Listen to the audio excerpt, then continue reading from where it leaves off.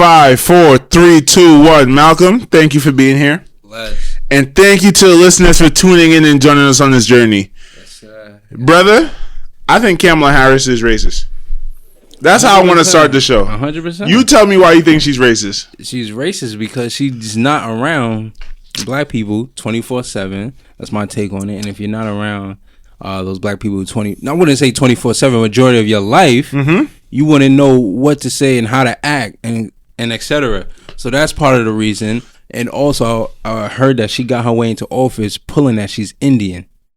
Oh, is that what it is? Yeah, she's pulling the office that she was Indian and not true to colors. And everyone knows the situation when she was, what was it, the mayor of California? Okay. What she was doing. Not the mayor, the district attorney or something like that. Yeah. Okay, so I have a few reasons why I think she's racist. As you said, you're right.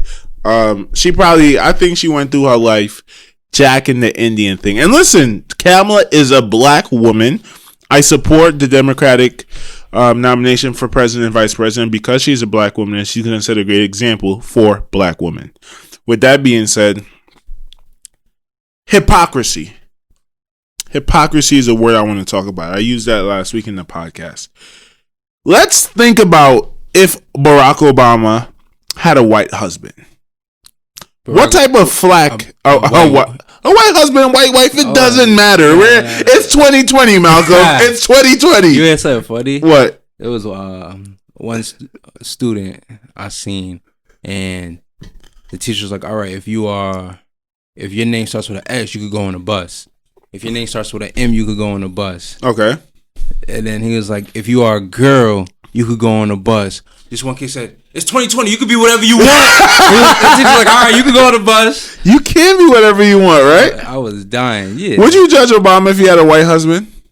He wouldn't be a president. I don't even think he'll be able to. You think so? But even win that, like, the Democratic Party. You're right. Especially back when he first came in 2012. 2010, 2008. I wasn't in America, man. Don't judge me. But I was saying hypocrisy. Barack Obama or any black man in that position had a white wife, we know what black woman was gonna say. Oh, y'all don't love us. Y'all always go for the white girls. Which, granted, black women, I hear out your plight. I hear out the fact that you don't think that you are protected by black men enough. You think black women go for white women. As a black man, I'm gonna protect how I feel about that at the same time, but at the same time, I hear you out and I hear what you're saying. I'm not going to dismiss your feelings. But no one came out and say shit about Kamala and her white husband, right? And all of her, and I want to make this too serious. I want to make it like something light, right? I want to start the podcast light. But we didn't hear anything about that. No, not one bit. Yeah. Not like as serious as all of her other stuff. Exactly. On top of that, she grew up very white. And I was thinking about this. I'm like, okay, we've heard Kamala talk about a lot of things. Her mother, her grandfather. We've never heard her mention her father at all. There's no clips. There's no speech where she's giving props to her father. Granted, I don't know what happened in their life. I don't know if the father got up and left. So I was thinking like, wow, her mother's an Indian woman. I'm from Trinidad. I'm not going to say all Indian people are racist. But just like there are white people who don't like black people, Hispanic people who don't like black people, even though some of them look black, there's a lot of Indian people that don't like black people. So I'm thinking like, okay, her mother can't be racist because she married a black guy. But I was thinking her mother is probably definitely racist because she married a black guy. And they got divorced and he probably, you know what I mean? He probably wasn't the best father. I don't know. But she probably was like, oh my God, this is what my parents were telling me. Yeah. I probably should fuck with black dudes. And probably embedded that hate. Yeah. And that fear. Yeah. Of what a black man could do to you. Yeah. I say that to say this. Kamala is racist. And if she was a man, people would have killed him. Oh, yeah. For having a white woman. Hey, black people, we don't all like white women. It's only Malcolm. But, yo, what would... I love all type of women, but what would Kamala Harris' name be if it was a dude? Carmelo? Carmello Harris. You would have bashed Carmelo Harris. Carmelo Harris would have been killed. You seen Carmelo? Carmelo was eating last night. He was cooking up. Oh my God. Honestly, bro, watch that. I was driving home. It looked like an old Carmelo LeBron matchup. Like he was.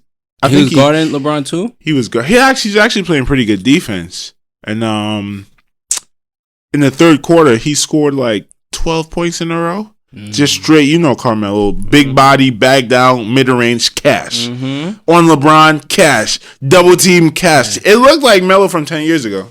It was fun. He probably has a good vibe. That's probably what he was missing those other 2 years when he was on Houston and OKC. It was no vibe. A good vibe, and people bringing him in and accepting, like, yo, Carmelo, go do your thing, bro. Yeah. We're not about to judge you. Well, the Rockets kicked him out in 10 games. Yeah. Like, how am I supposed to prove to you what I'm going to do in 10 games? Rusty, I'm older, man. I'm going to be honest with you, though. Carmelo lost a lot of weight. I think after he retires, he's going to regret his career. Because you look at Carmelo now, he looks like he works out a lot. He looks like he eats healthy. I think you were telling me he's vegan. Carmelo, I don't think. But he eats healthy. You can see he works out a lot. He lost a lot of weight. During his career, he was always chubby Carmelo. Right? He's always a little bit chubby. Yeah. I think he's going to see the resurgence he has in his career. And right now, he's probably honestly better than he's been for the last 8 years of his career. Even when he was like at the end of his prime. And he's going to be like, bro, if I was doing this shit my whole career, I would have definitely had a championship. I probably would have been on a D-Wade type level. But instead, I wasted it because I was talented and I just, you know what I mean? It's like, fuck it, man. You gonna compare Melo to D-Wade? No, what I'm saying is he could have he didn't maximize his potential. Okay, I see. Because he never took care of his body. And he's gonna regret the fact because he sees what taking care of your body could do for you.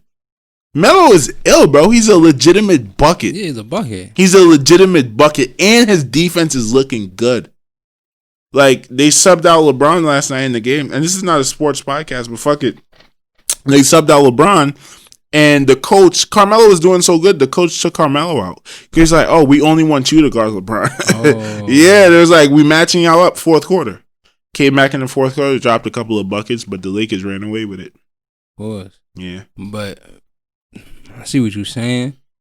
But Melo, he never had that extra piece around him to even take him to a championship. He never did. He never did. He never did. He's not like we know LeBron is a different breed because even Dwayne Wade said Dwayne Wade had a recent interview and he was talking about I knew when I had to retire when I realized De'Aaron Fox and Buddy Hield were putting shots up in like 3 seconds. 3 seconds. They was outrunning him. Outrunning him, and he was saying like everyone's not like LeBron where the game level just keeps increasing as you get older. Yeah. Melo just never had that extra piece. You could say Amari Stoudemire, when he was on the Knicks, J.R. Smith, and Iman Shumpert, or even when he was on the Nuggets. Yeah. But he was always missing something, And I would say this team right now in Portland, I mean, sadly they're playing the Lakers with LBJ and AD. They're not gonna be able to beat him, but this is like a perfect fit for him. And I feel like he went to the Western Finals before, so I can't with AI right with the Nuggets. I believe so. Yeah, AI and JR and them. So he went there before, but I feel like this is the perfect fit for him. But other than that, he was just missing a piece or missing something. You could say he could be missing that extra awareness of being fit. If he could be missing the extra awareness of being fit and having the extra awareness of being fit, he could take his game to a whole nother level. Absolutely. So I see what you're saying there. Okay. Since we're on the sports topic, I want to talk about this dumbass motherfucker. Yo, honestly, bro, I really, really, really hate this dude, Paul George. He needs to retire right now, bro. Talk to him. Number one, for the past 5 years, me and Tyree always used to make a joke. This dude Paul George is cold. Like when it comes to the playoffs, you could count on this nigga just folding like a lawn chair, right? Last year, I think the last game against Lillard, he probably had like 10 points. And mind you, bro, this is one of the best scorers in the league. This is one of the best players in the league. consistently scores under 15, sometimes under 10 in playoff games. And it's like, yo, what the fuck is wrong with you? But that's okay, because the other day I was like, some people are just different, man. I'm not gonna shit on him because he can't perform in the playoffs, right? Listen to what this nigga said. I mean, maybe I'm tripping. This is an interview he had after a game the other night, in which he lost. I think he scored like 11 points, and the game before he scored like 9 points. This is what Paul George had to say. Others hope it's not. Game 4 of the series is Sunday at 3:30 Eastern. Brian, hold on. Now, another takeaway from following Game 3 playoff P. Paul George is off to a subpar start through 3 games in these playoffs. He's been a trigger for many of his critics, especially after shooting 3 for 16 in the field, including 1 for 8 on 3-point last night. 3 for 16, 1 for 8. Paul George, MVP candidate, okay? This is what he says after this game. MVP candidate this year? Not this year. Last year he was top 3. What would you say after a game like that? 2 back-to-back games like that. 2 back-to-back games? Yeah. I need to step it up for my team. Okay. Let's listen to what Paul George said. And I'm going to tell you something why he's a fucking dickhead again. Here's what George had to say about his playoff slump. I'm no James Harden. I'm no, No, you're not James Harden. Do you see how he's starting this off? I'm no James Harden. Okay, got you. Granted, you are not James Harden. James Harden. I'm no, that's not my knack is to shoot the ball and score the ball. I can, and I pride myself on being effective on both ends. But it's going to be nights like this where I just can't make a shot, and I can't allow that to affect my game. I think people get so caught up with other people think. I'm Paul George. I don't care to be anybody else. I am who I am. You either love it or you don't. Am I tripping? You're not tripping. I see where he coming from, though. Growler, I am who I am. You are a nigga who flops in the playoff every year, and you don't have an issue with that?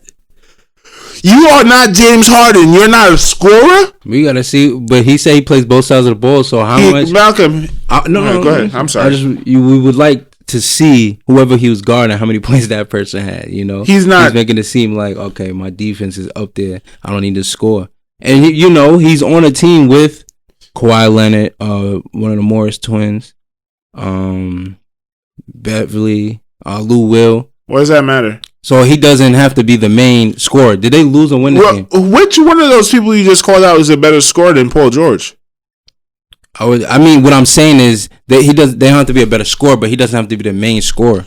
So, if they are winning, you have Kawhi. But the issue is they lost the game before because of the way he played. Yeah. They lost series. OKC never made it out the first round because of the way he plays in the playoffs. Right? Yeah. And this is not just now. Last year, he was the best offensive player on OKC, and he flopped the same way. Mm-hmm.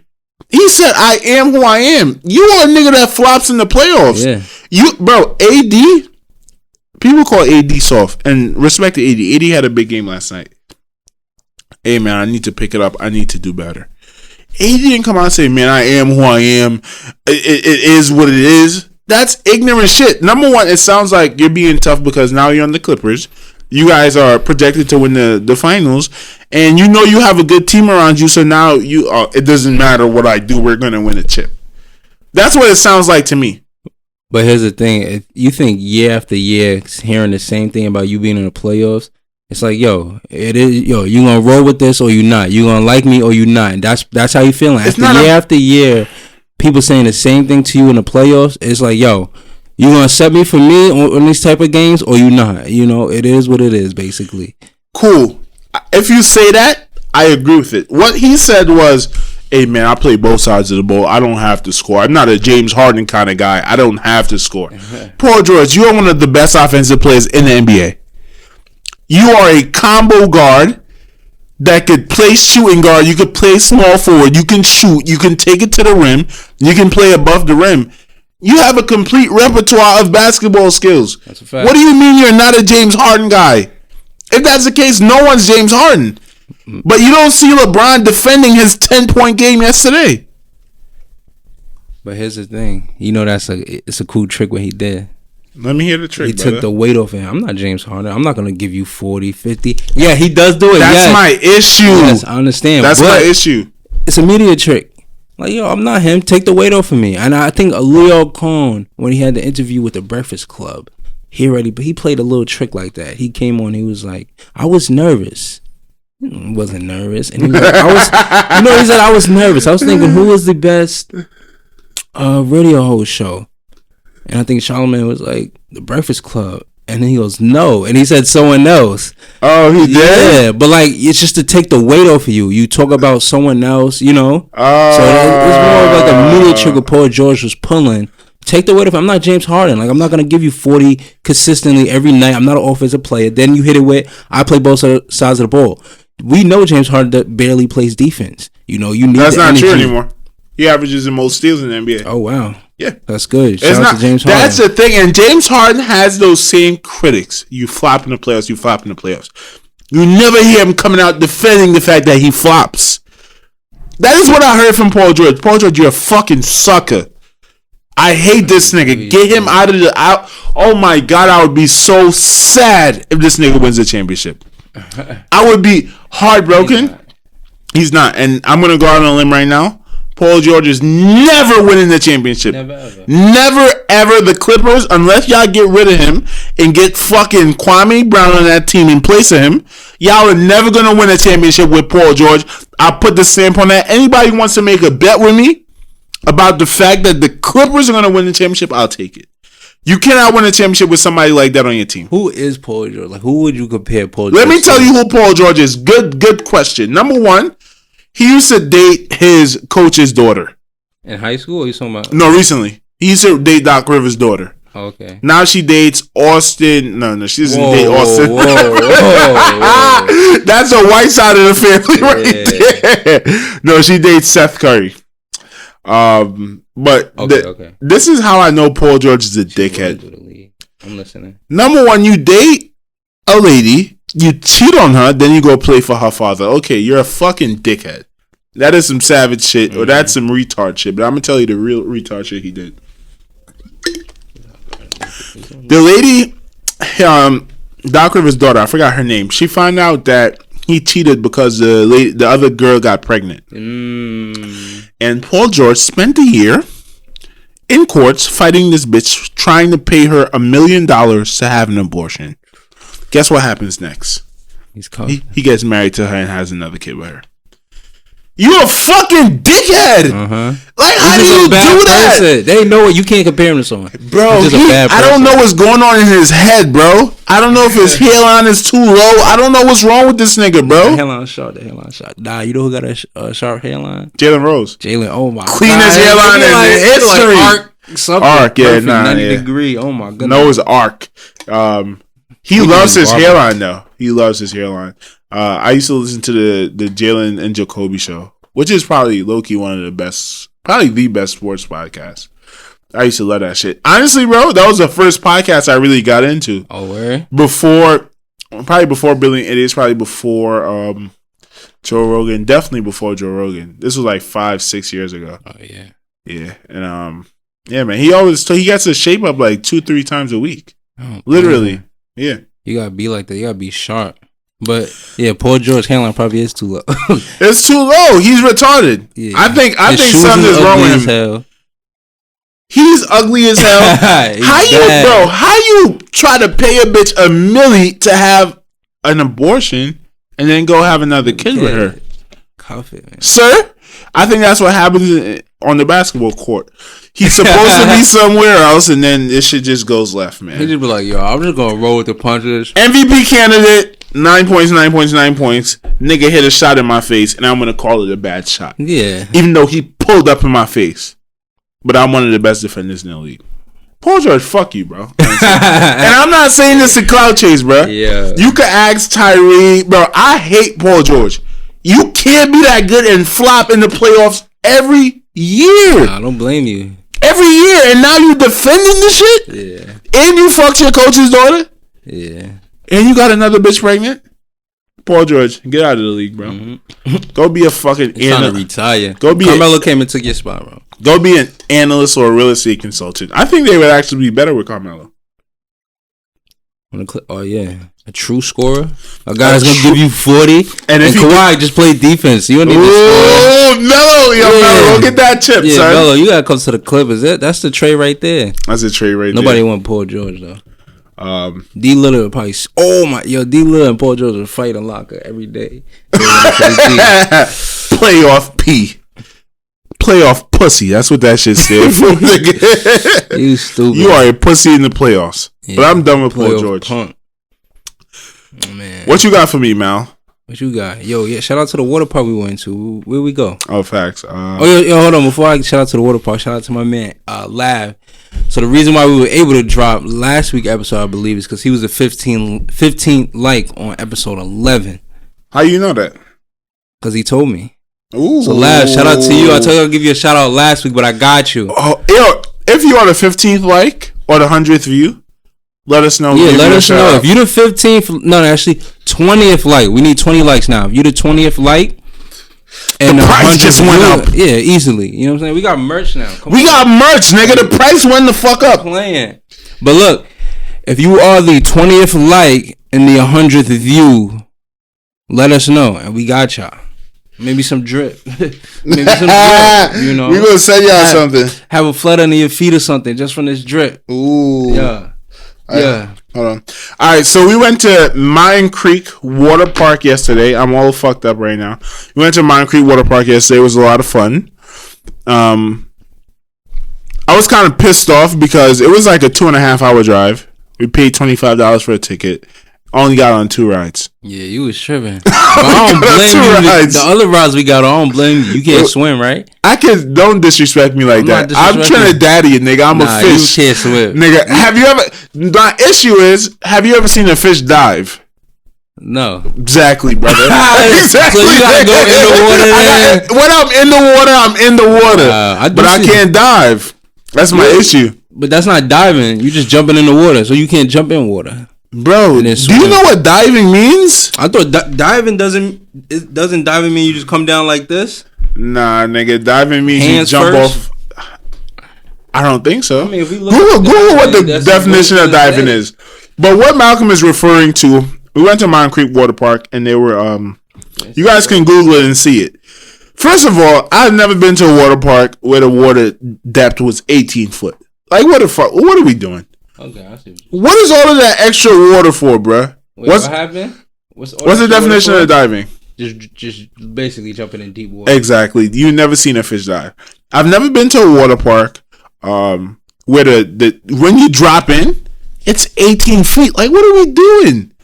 Y'all niggas is wasting mad water for no reason. Because you jumping hella high, you're gonna need. How far did you think you went down in feet? No more than 10. Nah, more than 10. That's cap. Definitely more than 10. You said because look, I told you I jumped and I had to work my way at the bottom to touch the bottom and push myself up. Swear to God. Wait, you deadass went to the bottom? I told you I did that. I thought you was lying. No, I always do that. It gives you a boost instead of just swimming up. You touch the bottom. I thought you were joking around. In the 18-foot part, I touched the bottom of it with my feet and pushed up. Yeah, put a sombrero on this nigga once again. This nigga's a professional capper. Why would I be capping? 18 foot, bro. You are 3 foot tall. That means it was a 15-foot difference. You went down 15 feet in the water, bro. I touched the bottom of the water to push up on everything you love. Well, I'm gonna lie about that. I thought you was capping. I'm not capping about that. Wow, that's tough. I'm gonna ask either one of them if they did that too. Okay. Not to say you don't have. You gonna compare? Because they didn't do it, I didn't do it. That's what I do. Every time I'm in deep water, to come up, I have to touch the bottom and push up.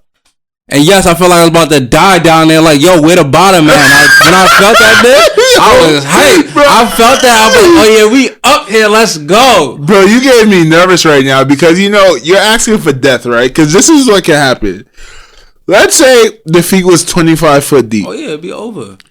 You're gonna swim down to 18 feet and realize the bottom is not there. Now you just use all of your energy trying to get to the bottom. How the fuck can you get to the top? And that's how I felt on the second one. I wanted to give up so bad. So the second one was a slide, and you it's on the mountain, and you slide down into the water. I easily got back up, but you had to swim. For you, like, all right, now like 3 minutes straight. Yeah, it was swimming out was deep.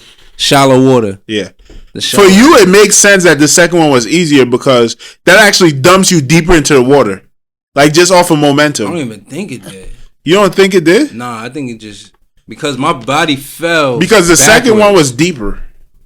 My body fell backwards. So when you, I mean, this could be science, but if you falling like this in the water, you fall like this in the water, bow, you're not gonna go as deep. But if you're going straight down, you're gonna fall deeper. And so on the first one, I fell straight down. Yeah. And on the second one, I hit my back. And you was just like, all right, let me go touch a bottom.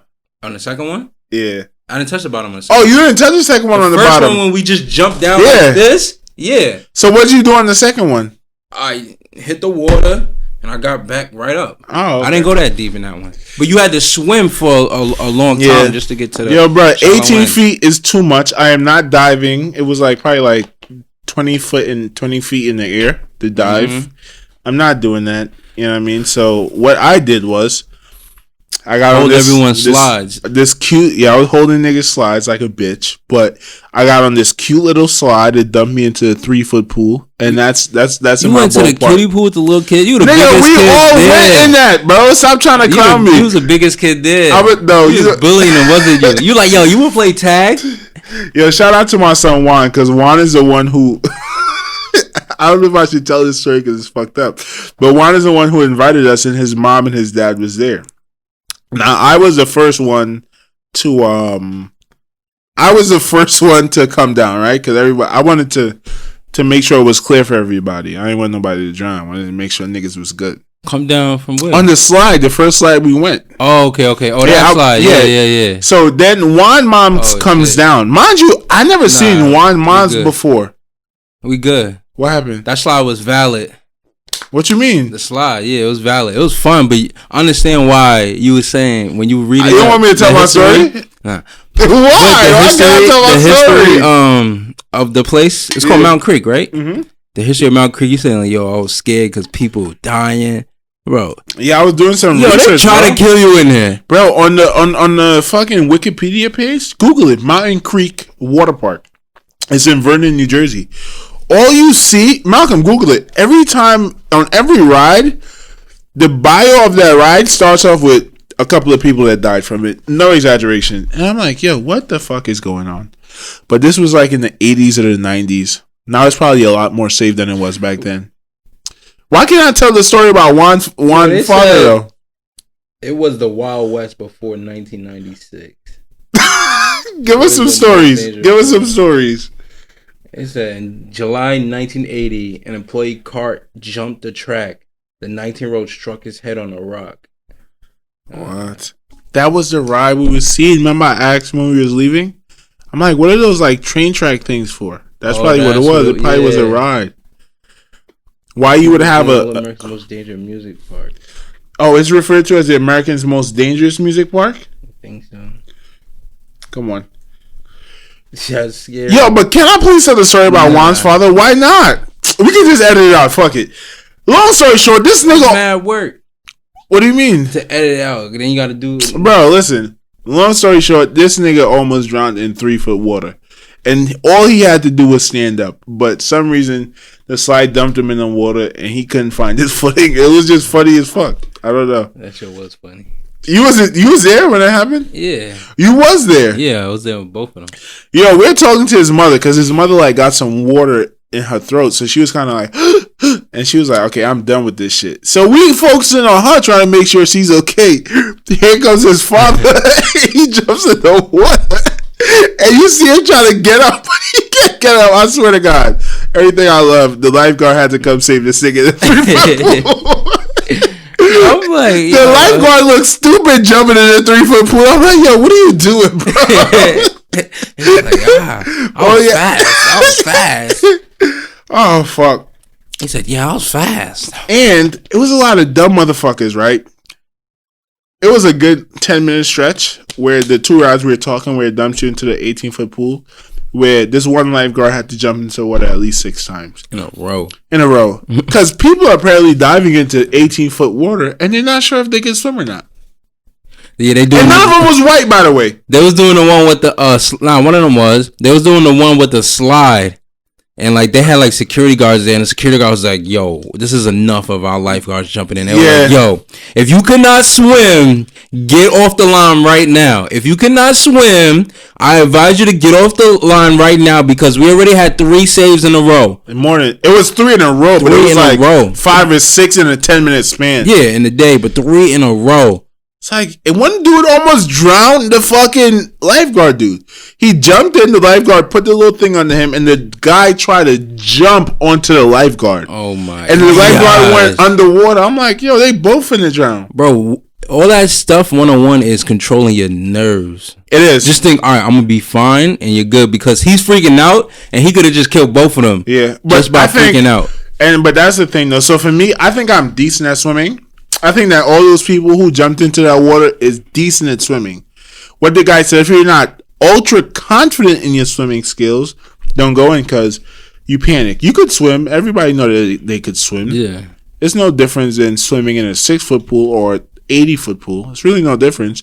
But that 1 second of panic knowing that you are in an 18-foot pool, niggas start drinking water and now it's an issue. Because they never been in that type of water that deep.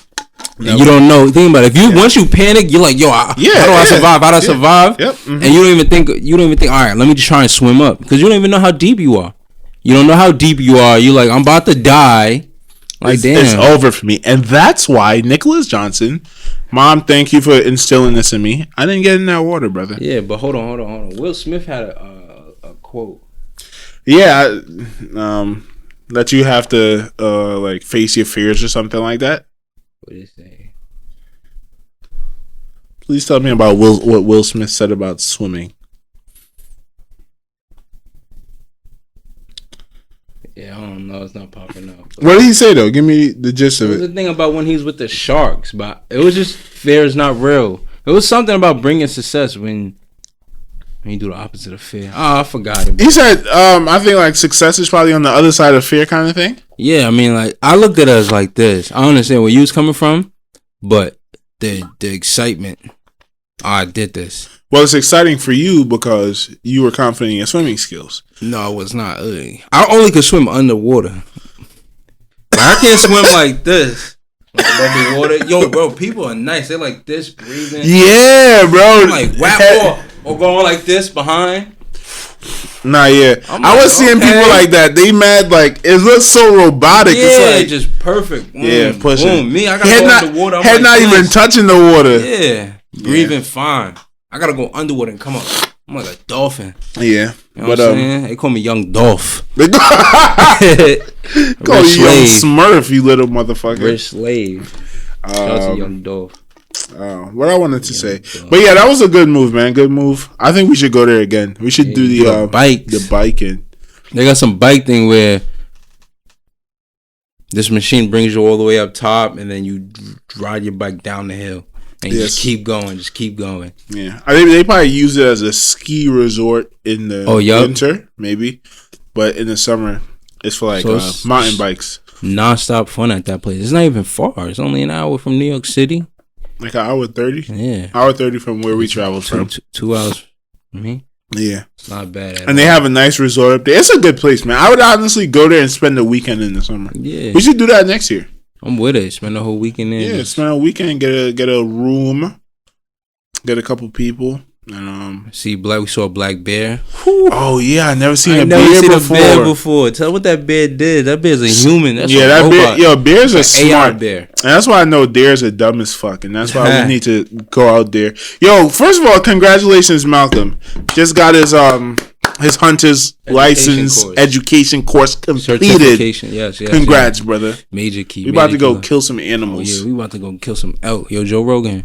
Nah, we gotta go. We gotta go to Colorado for elk. Ain't no elk in New York. I know. Oh, you want to go out there and fuck with Rogan? Yeah. Yo, Rogan. Yo, bro. Let's get the Nick and Mal interview. It's Fortnite.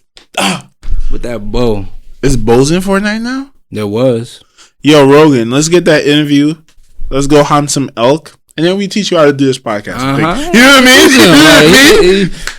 You slacking, bro. You slacking. I'm gonna teach you how to get 100 views in a few days, yo. In a few days. Oh fuck! All right, what are we talking about?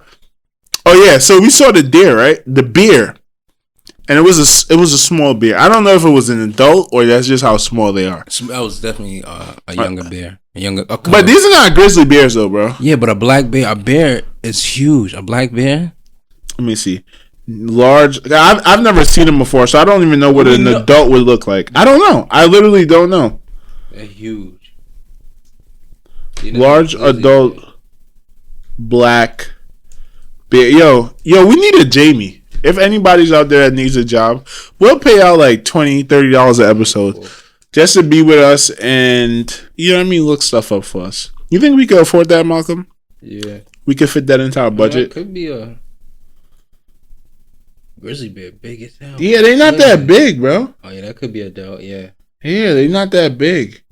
That probably still was a young one because they look a little bit bigger than that. Mm-hmm. But the coat was so fucking shiny. It was honestly such a pretty animal. I was enamored by it. But what was really interesting is that when we were driving, and this bear is so fucking smart, he runs out of the bushes and he walks up to the side of the road. And he literally looks both ways, no lie. Like a good kid. Looks both ways. Coast is clear. And mind you, 2 cars were coming in both directions. Yeah. But he calculated, okay, I'm good. And trotted like a majestic animal across that road. It was so beautiful. Mm-hmm. Yeah. The coat was... Oh, the coat was so shiny. So shiny. If you had a coat like that, hey, bro, you'd be a rapper. You'd be a rapper. Flexing. They know I got money. Why niggas not fucking with the bear skin coats? Chill. Oh, we gotta get on that, brother. Bear. We gotta get a Nick and Mal bear skin coat. I say Nick and Mal on it. On the back. That's drip. That's drip. That's a tsunami. Ooh, talking about your... Okay, we'll get into this later. What were we talking about? We were talking about something before this. The beer. I wanted to talk about... Oh, yeah. But, yeah, the beer. Good trip. Good trip altogether. Yeah. Empanadas. Oh, man, your Spanish food. Weakness, man. My boy Juan is Dominican. His mom bought some cheese and chicken empanadas with some rice, salami in it, with no homo, with some glizzies cut up in there. It was some glizzy rice. There's salami in there. The glizzy rice, but it was good, man. We ate good. Yo, Bradley, you should have came, bro. Bradley was supposed to pull up, but they offered him a free ticket, but he's like, he's not jacking it. Oh, come on. What? Should have pulled up. But yo, Spanish food, oh my goodness. Like empanadas, my favorite. And it was beer Spanish women over there. I know you can't talk about this. You're in a relationship. Hey, bro, y'all Spanish women be looking good as hell. I think I want a Spanish wife now. I ain't gonna lie. I can't believe like Juan. I don't know how you went away to school. Why? That home cooking. Missing out on that home cooking? Something like that. Come on. Is that the best part about going back home, like after you've been to college for a while? Your bed come first. No, Malcolm. If you live on campus, you're right. Because I think you usually come at night or morning. You're like, oh, my bed, like. You're right. I haven't lived on campus for mad long, yeah, so I don't really remember that. But for me, it's always a home cooked food. But yeah. But depending on the time, if you come late at night, it's not like, all right, bet, home cooked meal. Like, damn. Oh, no, I got that home cooked meal ready, bro. I respect. That shit is in the freezer, bowled out. All I got to do is throw it in the microwave, and now we eating. I think it's bed then food. But yo, in the comment section, let us know what you think. It's either, if you come home from school, what's the first thing you think of? Your bed or having a home cooked meal? And if your parents can't cook, then give us a call, man. I'll try to coach you through it. Yeah. I could teach y'all niggas how to cook. The Nick and Mal Chef Show. Ooh, now we doing that for real, though. We got a little something for y'all. Yeah, we got a lot of content coming for y'all. We just lazy as fuck. Not playing. Lazy. It's just going to take time, guys. It's going to take time. Rome wasn't built in a day. How long was it built in? I don't know, a long time. New York City wasn't built in a day. We don't got but they got that money in a day, I tell you that. They got that money in. Yo, New York City is so beautiful. When we was driving, oh my gosh. We was on the west side. I like the nice buildings, all of that. That's beautiful. Like that's a lot of smart people. That's a lot of money. That's a lot of wealth. That's being sharp. That's being clean. That's being significant. That's being perfect. Living in New York City? Oh man, no, the way the buildings look. Okay, I mean, I think we view New York City differently, and maybe because I feel like the way you feel about New York City is the way I feel about Long Island. But I think that's just a great lesson of life. You long for what you don't have. So for you grew up houses being spread apart. Like not saying you grew up like that, but for the past. No, I grew up like that. You grew up like that, right? Not a lot of people, so you probably long for that constant, just like, oh, people, nice buildings, everything, you can do everything. And that's fun for you. For me, it's the opposite, where I experienced a more like quiet lifestyle when I was in Trinidad. Came over to New York City and lived there for like 10 years. And for me, it's like, I want to get away from it. You know what I mean? When I go to Long Island, that shit is a sight to see for me. Oh, yeah. Like, you know what I mean? Like, even where you live, that's a beautiful neighborhood to me. The building's just beautiful, you know? Just, I don't know. You don't think just New York City, like Manhattan and all that? I mean, you've been there. You went to school over there. But if you admire the buildings, the artwork of it, instead of just thinking, oh, it's just busy, you know, nonstop driving there, just look at it like, wow, like. Well, I actually brought up a great point to you yesterday, and you guys kind of laughed at me. Most people in New York City don't see New York City. They travel underground. And I don't know why that was so funny to y'all. Like, that's a fact. Because you was cutting on your man. That's why it was funny. Okay, but I'm saying, like, but that's kind of crazy. For I me, see what you're saying. Yeah, but you never see the city. You see what you see. You see a train stop and what's around your train stop and what's around your job, and that's it. Yeah. When you start driving around, okay, that's when you got to admire the city. Or start biking, right? Yeah, facts. Biking is good. The bike life. Shout out to the Thick Boy Bike Club. We need to have a Thick Boy Bike Club meetup. You should have it. You can come. You're a thick boy. Thick. After you eat, you're a thick boy. Good. You get a little thicky. I'm about to get thicky today. You're Italian food. You're a mini size thicky. Oh. chill. You little mini size thicky, you. All right, bro. Talking about thickies and minis. Tory Lanez and Meg Thee Stallion. Nice. Joe Rogan could never. Who else? Anyone Charlamagne could never. Who else? Joe Budden could never. Rory could never. Mal could never. This Mal could never. Shut your ass Evil up. Knievel. I fuck with old people. Yo. Tory Lanez, wow. What do you... Okay, so number one, Meg Thee Stallion came out on her Instagram Live, and she did, in fact, identify Tory Lanez as her shooter. Confirmed Tory Lanez as her shooter. Now, everything both of them are going to say, I'm going to take with a grain of salt, because we've seen this before with famous people. You're playing a media game, right? Apparently, Tory Lanez was going around to blogs, and shout out to my cousin Anika, because she filled me in on everything. He was going around telling different blogs that Megan Thee Stallion hit him, which is dumb, because I don't care if a woman puts her hands on you. You probably shouldn't shoot her. Yeah. Seems kind of crazy. Way too small. But she denied that. What else? Yeah, and she just said he did it for no reason. They were in a car chilling, 4 people. They were arguing.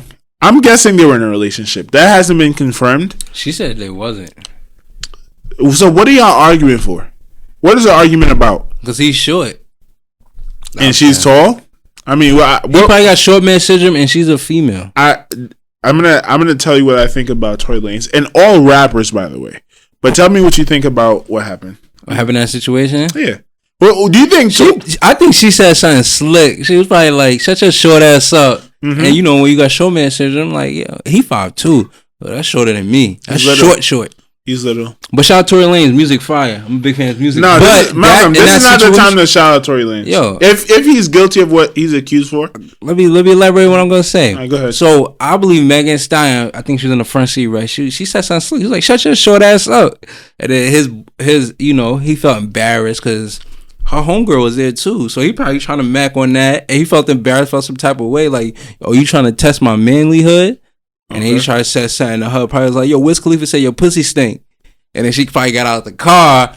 Was like, "What?" Said Meg Thee Stallion pussy stink? Yeah, she started twerking. And he's like, "Yo, it stank." When did he say that? It's an article.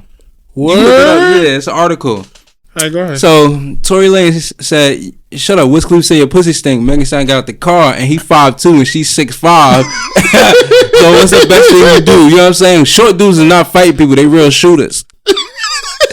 And Tory Lanez got a song. Tory Lanez got a song called "Shooters," right? shoot, right? Okay. All right. So Paul George does it. Paul George don't have a song they shoot. All right, okay. But the thing is, Malcolm, I want to go along with you. I'm down for the jokes. But I think we should attack the situation a little more seriously. And this is the thing, right? A few things I want to say about the situation. Number one, Tory Lanez is lucky he shot a black woman. And it's unfortunate to say that. Because if this was a white lady, Kylie Jenner's name was sprinkled in the situation. Let's say Tory Lanez shot Kylie Jenner. The backlash would have been a lot more crazier because that's what it is. Charlamagne gave Tory Lanez Donkey today. And his main thing in that entire soliloquy that he gave was black women are not protected. And that's even in the court of public opinion. I honestly think Tory Lanez is getting off way too easy for this. I don't think he's getting the flack that he deserves. I don't even think he's getting nearly or even half the amount of flack that Chris Brown got for putting his hands on Rihanna. Now we could get into a discussion about which is worse. I think one is worse, or in the court of public opinion, because we've seen those horrific pictures. Rihanna did an interview when her face was still swollen black and blue. So that visual caught people's attention. Meg Thee Stallion, she gets shot. She's doing a music video turning up, talking about that WAP a week later. So I think in people's psyche, it's like, okay, how serious was this? A lot of people might be questioning the validity of it all. Because it seems you got shot twice, and you're on live chatting, you're promoting a song. If I got shot, bro, I would be traumatized. Mm-hmm. My life is going to change for a while after that. You know what I'm saying? Yeah. So. Oh, you show your foot on live, too. She showed her foot? No, but I'm saying she would, though. She got shot on her foot. Yeah. And it seems like, this whole story is funny to me.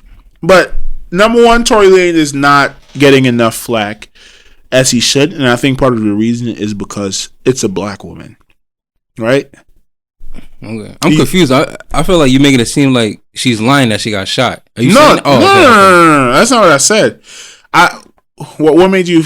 Let me clarify. Because she got shot and then she's out promoting her music video on live. And didn't show her. I'm telling you, I was referring to the Chris Brown situation as why Chris Brown, and I said we can have a conversation of which is wrong: a man putting his hands on a woman or shooting a woman. I don't know.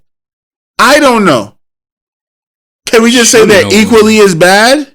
You say that. Right, because I can't say that a guy who abused a woman the way Chris Brown did, he fucked Rihanna up. He did. He fucked her up pretty good. Shot her. She could have died immediately. I honestly, we'd have to get a woman in here, bro.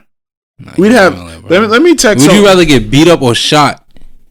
You have a greater chance of dying when you get shot. That's crazy. I don't know. Hold on. Let me call the Nike real quick. Nick, would you rather get beat up or shot? I don't know. I'm not saying shot in your foot. Just shot. Anika. Yeah. Hello, welcome to the Nick and Mal Show. You are live on the air right now. We have a question for you. I'm listening. Okay, so me and Malcolm were talking about the Tory Lanez and Nicki Minaj situation. Tory Lanez and Meg Thee Stallion situation. Yeah. As a woman, and we were comparing it to the Chris Brown situation. As a woman, do you think it's worse for a man to put his hands on a woman or shoot her? I think none should be done. Period. So you think it's equal? Yeah. Okay. I just wanted to clarify that because what we were talking about is, I feel like Tory is not getting the same amount of flack that Chris Brown did for what he did to Rihanna. Because Megan didn't put enough pressure on it when it happened. She tried to diet down one time because she didn't want this big thing in the media. If she did put pressure on it, Tory would have been getting the same heat Chris Brown was getting. But now that won't happen because look how long she take to bring it up. He wouldn't. That done died on already. Okay, good point. All right, we just needed some female input before we went off on this topic. Thank you, Nike. I'll talk to you later. Okay, bye. Bye. All right. I just needed, because honestly, bro, it's a weird situation. I understand where you're coming from. It's like shooting someone is technically worse. Hell yeah. But then again, beating somebody up, like, I don't know. Bro, come on. Would you rather get beat up or get shot? From another guy? I think if you're in a fight. I think when it comes to, like, the thing about it is not a guy beating me up is totally different. I'm talking about a man beating a woman up. Yeah, but all right. You see what I'm saying? I see what you're saying, but it's still the same scenario. It's just a different person. You're still getting shot or beat up. Right. Well, I guess what I'm trying to say is, in the court of public opinion, for a man abusing a woman or a man shooting a woman, that's what I'm speaking about. Which one is worse? Yeah. Is there a worse one? Okay, let's get the biggest, baddest motherfucker you could think of. Would you rather have him beat you up or shoot you? I think when you make it to female domestic violence, it's different than a guy beating me up. A guy beating me up is no issue at all. But it's an issue if he shoots you? Yeah. Yeah, because I'll probably die. Exactly. So I feel like the Tory Lanez situation should be a lot bigger than the Chris Brown situation. Because he shot her. He could have killed her. It could have hit a blood vessel, a vein, anything. So why is the outrage not as crazy on him as it was with Chris Brown? But like your cousin said, she just waited too long. And you think we live in... I wrote an article about this. I'm so mad I can't find it. This article is hot. I had an A+. It was hot. Mm-hmm. I wrote the article on... I read a book, and it was about two animals. I think one being a fox and one being something else, a slower animal. I'm not going to say the turtle. Yeah, the fox and the turtle. But I don't think it was those two. The hare. Fox is something. And the hare, yeah. And I was saying... the hare and the turtle. Yeah, the hare and the turtle. Let's say it's the hare and the turtle. And I was saying... Pay attention. I'm listening. I was saying how the music world is more like the hare now, because you could go buy equipment like this. Mm-hmm. You could go learn how to do it like this. And it used to be like music industry back then was like the turtle, and I used to find articles of like people that made rock music, what they had to do to go get their music on the radio and mainstream, you know? And the world we live in now, you need to drop music like this or you be forgotten. Yeah, unless you're great. Unless you're J. Cole, Kendrick. So same thing in this situation. Something happened. You need to apply pressure right now, or we're gonna be worrying about the next big thing. And when you do come out with it, right? If you're an artist and you have a little bit of buzz and you wait a year to drop an album, when you do come out with it, we'll hear it, but we're not gonna really hear it. Yeah, and with 2 weeks. And I think that's kind of what Megan Thee Stallion is suffering. You're correct, because this is why this is the first time we're talking about this on the podcast, and it happened like probably like going on a month now. Yeah. It sounded too funny. Meg Thee Stallion got shot and she didn't say anything about it. Yeah. It's like, what do you want me to think? Maybe she didn't get shot. Yeah. Maybe Tory Lanez didn't shoot her. And that is still at play right now. Exactly. And I believe her. As I said, black women need to be protected more. Women need to be protected more. That's a fact. You know what I mean? But I don't know. It's just a weird situation, man. But you see it, you got to apply pressure ASAP if something happens. Oh, this is what I wanted to say. I've had this theory about rappers for a very long time. They have very, very fragile egos, right? Okay. And when I say that, all you hear rappers talking about is money, cars, drugs, whatever. But a main topic they bring up is fucking other guys' girls. I'm like, that's interesting. Like, just to break that down, the psychology of that, it's like, bro, you are bragging to someone that you can have sex with this girl, but that's something that all men could be the victim of. All men could be the victim of their wife cheating, especially rappers. You know why? Because a lot of these women who are dating rappers, let's think Wiz Khalifa, Amber Rose, they also date a bunch of other rappers. So you might be special to Joe Blow, but to the girl you're dating, you're just another guy. Mm-hmm. And your girl has probably cheated on you, and you know that, oh, she fucked Jay-Z or she fucked this guy, and she's attracted to him. And he might have more money than you. He might have more swag than you. So I think these guys are extremely jaded. I think they have extremely fragile egos. And that's why they build up these personas to cover it. Right? In the black community, we deal with a lot of shit the wrong way. And I think a lot of rappers develop these big, exotic personas to cover their insecurities, especially when it comes to women. Let's look at Tory Lanez. 5'2", balding, right? fresh hairline now. He acts like the most confident guy in the world. And I'm like, I always said that seems like it's compensating for something. Now you have Meg Thee Stallion. Him and Meg Thee Stallion gets into it. We know, let's assume they were dating or they had something going on. We know Meg has an extremely flirtatious personality. We've seen her in the club with G-Eazy and Trey Songz, hugging, kissing different guys and stuff like that. That's how she is. I think they were dating.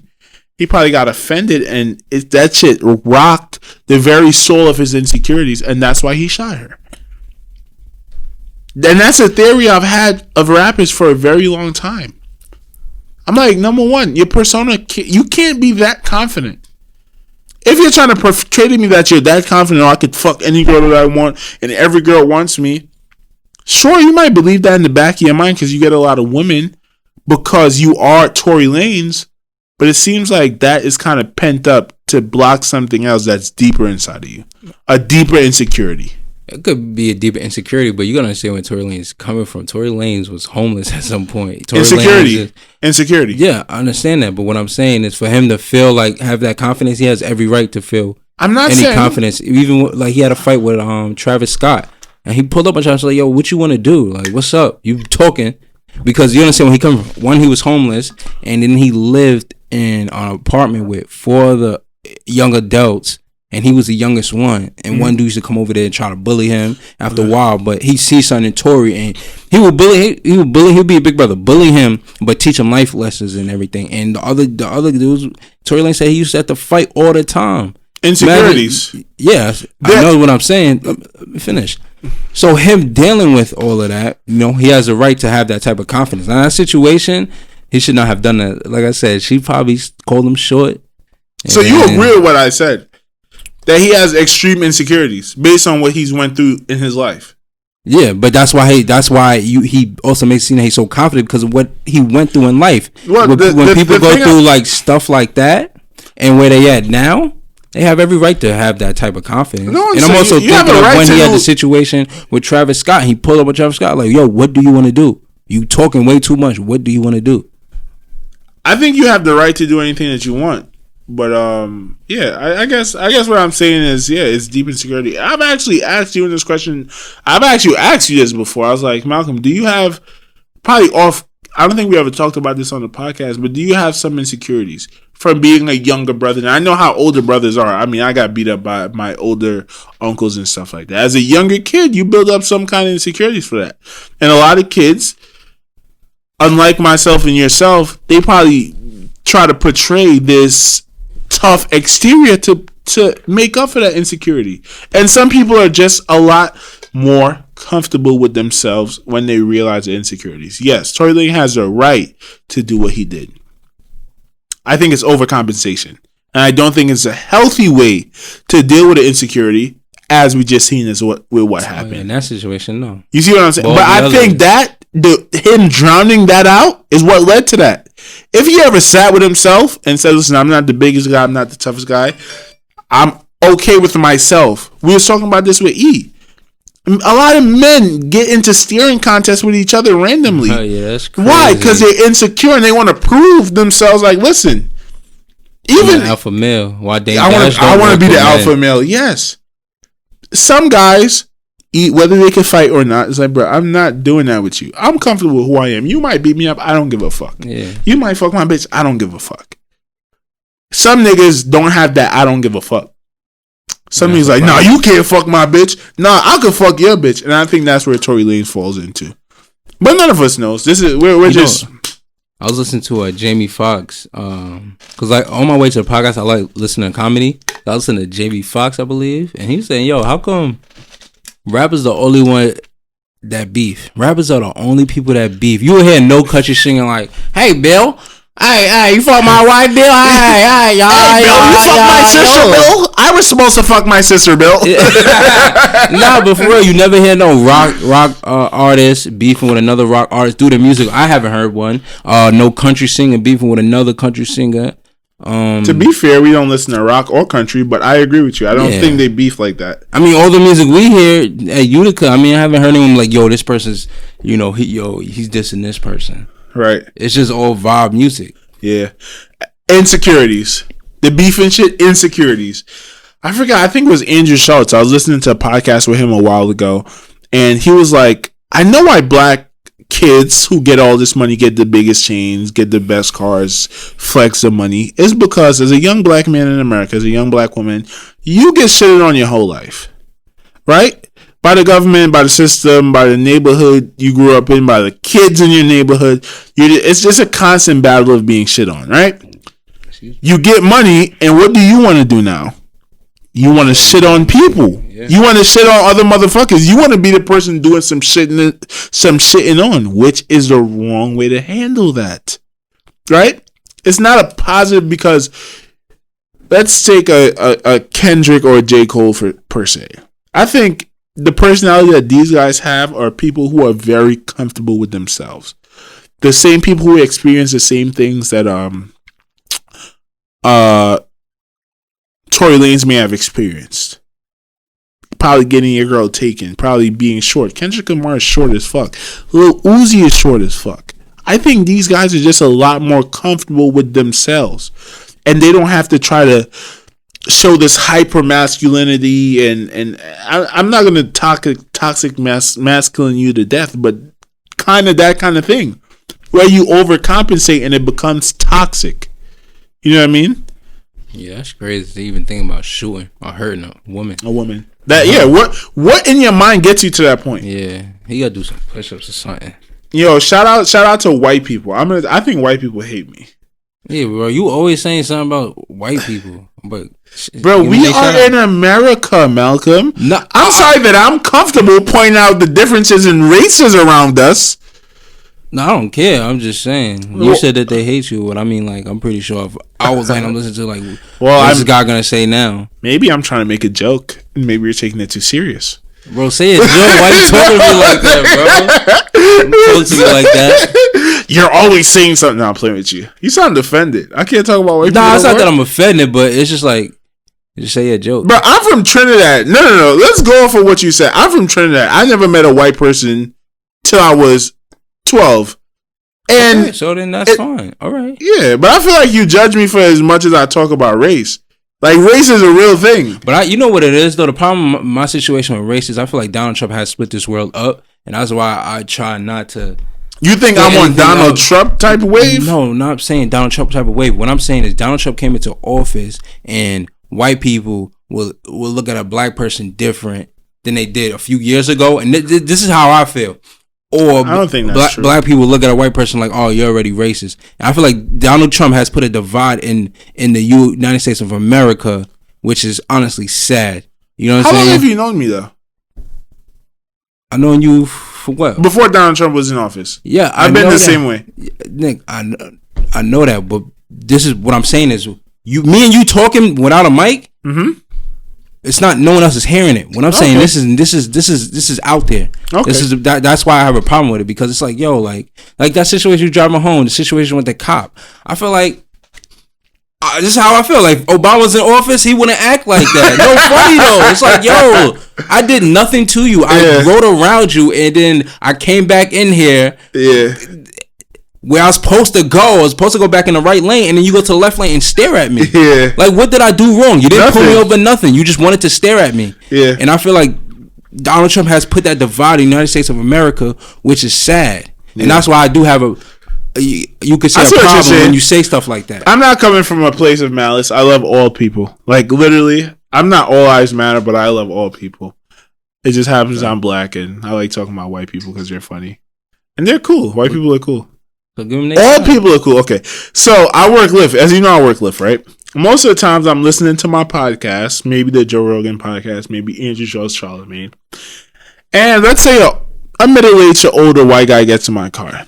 I'm like, okay, they probably don't want to hear Kodak Black. So I usually throw on some country or some like some U2 or something. Yeah. But you can't really judge people's characters. Some of these people might want to hear hip hop. Mm-hmm. And I know sometimes they get in the car and they hear the U2 album, which is, by the way, a fire album. That album that was pre-downloaded onto y'all's iPhone that y'all ignored for a decade, this shit is fire. Give it a try. They're like, okay, this black guy, this big black Trinidadian guy with dreads, does not listen to fucking YouTube. I feel like he's egging me on right now. Like, you know what I mean? Like, if an 80-year-old white guy was to pick me up in a Lyft and he was blasted hip hop, I'd be like, all right, this nigga, like, he's doing this for me kind of thing. So I know they'd be thinking that. So this guy comes in and I'm driving him to his destination. And he's like, man, can I take my mask off? I'm like, sure, take your mask off. I don't care. I don't have my mask on. I'm not going to be driving around with my mask all day. Yeah, that's it. Could be suicide right there. Yeah. And we start talking about COVID. He's like, yeah, man, this shit is fucked up. Like, I lost my job. And I say, yeah, man, this COVID shit is a blow. And now I'm thinking to myself, like, yo, Nick, when the fuck is the last time you said the word blow and job didn't come right after it? You feel me? Like, so I'm like, damn. And I have this thing where I get around white people, and it's from being at Utica. Like, you know, you code switch. Yeah. I hate when I do that. Always go. I hate when I do that shit. So usually, brother, like, so usually I'm in my head. I'm like, yo, Nick, what the fuck are you talking about? Like, you are a black dude from Trinidad that moved to the hood in Brooklyn when you came to America, and you're over here saying blow. That's what I usually say in my head. Mm-hmm. For some reason, this day, in my head, the voice is like, dude, you're fucking tripping, man.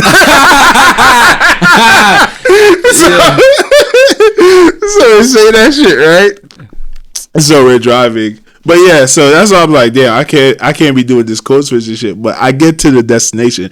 I assume we're going to this guy's house. Mm-hmm. So I pull up to his house, and I'm like, hey, man, is this your house? He's like, no, I've never been here before. I'm like, what are you coming here for? Like, I doubt this is like a Tinder date or something. Mm-hmm. You're a 60-year-old guy. He's like, yeah, man, this is one of my best friend's wife's house. And I meant to say this in my head, but I said it out loud. I was like, hell yeah, brother. You said that? Oh my God. What do you do going to your best friend's wife's house? Oh my God. You deserve that hell yeah, brother. Holy shit. Hell yeah, brother. What was it? Was it a nice crib? It was a nice crib. It was in Long Island. Nah, that's funny. Funny. Y'all funny as hell. Y'all think Long Island is straight mansions, but I mean that's how everyone thinks. I mean, there's a lot of mansions in Long Island. A lot more mansions in New York City. What, apartment buildings? That's a mansion to you? Those luxury apartment buildings. This nigga. Those are luxury homes, studio, whatever you want to call them. You're right. They are luxury. You know, there's more money here than it is out there. So it's better lifestyle out there, though. Yeah. I think so. Depending. I mean, yeah, that's how everyone feels. But that's funny though. Everyone thinks that. But hey. Yeah, I think who was saying that? I think one of them was like, "Yo, you rich." Yeah. Especially when I love telling people you have a pool. They definitely think you are fucking rich, preppy white boy. Yeah. They don't know you Gutta. He really Gutta. Mal Gutta. Yo, Mal Gutta. Mal Guala. Now let's name you Mal Gutta. That's fire. No Mal Gutta. I'm Mal Dior. What you talk about? What was you about to say? Nah, but you know, y'all saying that. I remember I used to watch gridiron football. It's New York City football. This is way back in the day, like the late 2000s. Mm-hmm. And it was Canarsie football. I think it's about to go play Campus Magnet. And the dude was like, he's like, yo, we live in apartments. They got driveways. We live in apartments. They got driveways. Mm-hmm. I'm like, damn, that's really how they feel. That's how they feel. They be trying to call y'all soft. That's what they tell us when we go to play like poly prep and shit like that. Like, hey, these are rich preppy kids. Do not let them beat you. And guess what? Them niggas spank us. And that's where I was going with this. And my dad used to say that when I played for the Springfield Rifles, Little League football. Mm-hmm. We used to go on weigh-in, right? When you did weigh-in, both teams would be right there. So it would be two scales. It would be a scale here. Rifles be over here, and your other team would be right here, right? Let's say we play a Brooklyn team, because Brooklyn's huge. Mm-hmm. So we play a lot of Brooklyn teams. Bro, and the coaches were dead. The Brooklyn coaches would say, yo, they live in houses. They got driveways. They soft. Bro, we smurdered them? Smurdered teams. 40 points like it's nothing. Yo, it's... No, go ahead. I'm sorry. But like that's what they used to do. In Little League football, those Brooklyn teams, well, yeah, they got houses, driveways. They soft because they have that. That's so interesting, right? And I think... And this is why, like, even science or things that make the most sense in the world, don't really believe it 100% because it could be wrong. I honestly believe that black people were better at sports because we had rough upbringings. right? Even in sports that are not athletically dominated, like, if you're a linebacker from the hood, I feel like you're just going to be better than a linebacker from the suburbs. And that's maybe why black players are better than white players. Am I off in saying that? No. Okay. You talking about football? Yeah. Yeah, football, basketball, and stuff like that. However, in the NBA, you look at the NBA now, it's becoming a suburban sport. Yeah, NBA is becoming very suburban. These black kids that are not that are living how they are supposed to live, right? Suburban life, nice lifestyles, not in the hood, not growing up in crime-ridden neighborhoods, right? Mother, father in the household, and they're taking over the NBA. Like Stephen Curry, Klay Thompson, even Kobe Bryant back in the day, Kyrie Irving. Who else? Jason Tatum, Ben Simmons, fucking Austin Rivers. Who's the dude that plays for the Nuggets now? The little light skinned boy, Michael Porter Jr. It's becoming a suburban sport. Yeah, it is, and I feel like they have that grit due to the fact that they're told you're soft, and it's like, all right, you gonna call me soft? All right, I'm gonna cook you. Do you think that's a challenge they have to overcome in life? Because and their dad probably, look, they're gonna call you soft. They're gonna call you soft. You're light skinned. A lot of these players are light skinned. Yes, you're light skinned.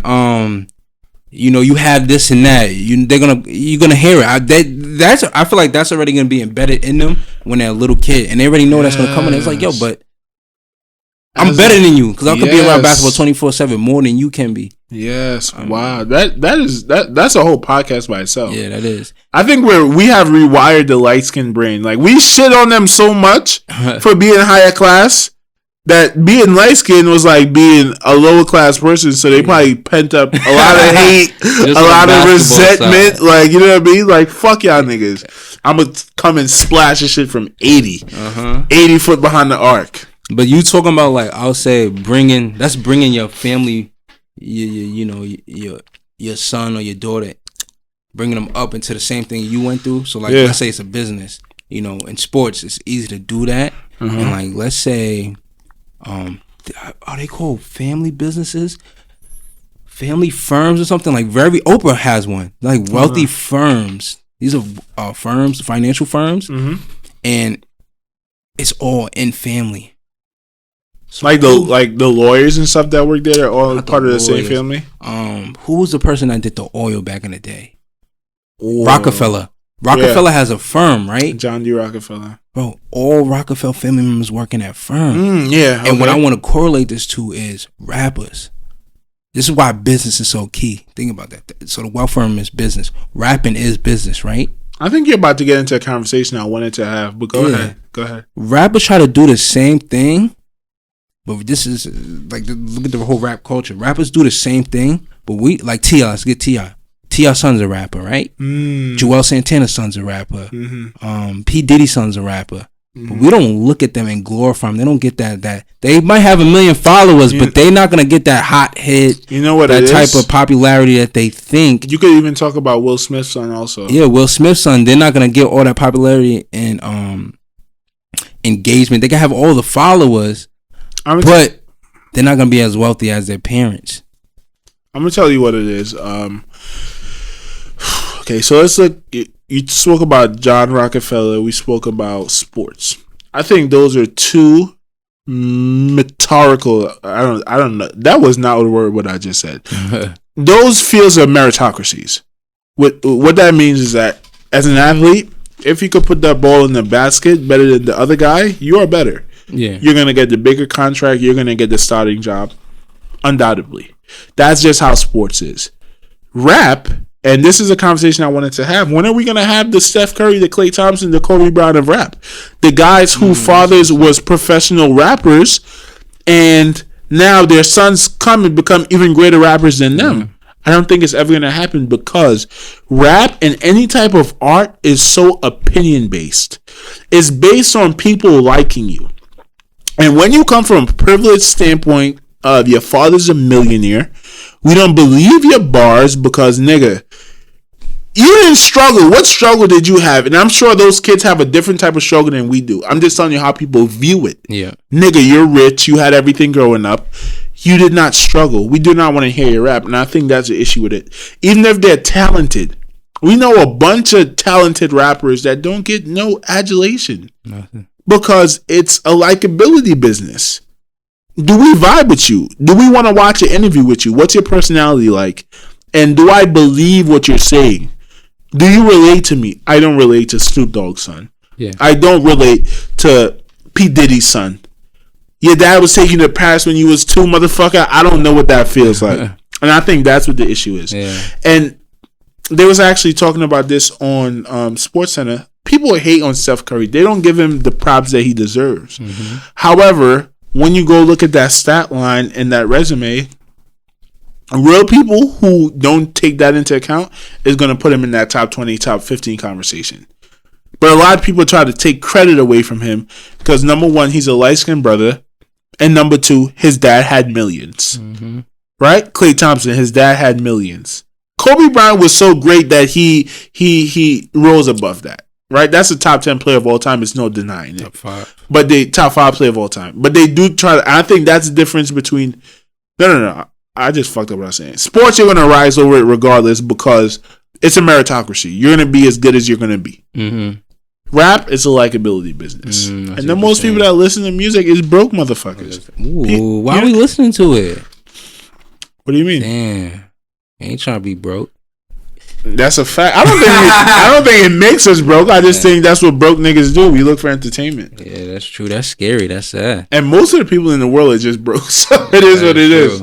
That is what it is. Yeah, but I was thinking, I'm like, yo, the family business, and I listen to bro. Shout out to ToddBilli. A lot of people hate him, but I just listen to his podcast because it's like getting a PhD in business. Mm-hmm. He just talks about like, being a business owner. What can you do to become better and everything? And he was saying it's like he tweeted something around like, yo, you're better off dating a businessman than a rapper or an athlete. Okay. And it's so true because the lifespan of an athlete is 3 to 4 years, right? Mm-hmm. And it's easy to become wealthy off of a sport and off of rapping. Business, it takes years, but you have to be, as a female, this is to y'all, you have to be able to be down for your man if he's just trying to start a business, do anything. Absolutely. And it might take 7 years, it might take 5 years, it might take 10 years, it might take 15 years, as long as he doesn't stop and he keeps, if he can support and keep going, be there for him, because a business it will last longer than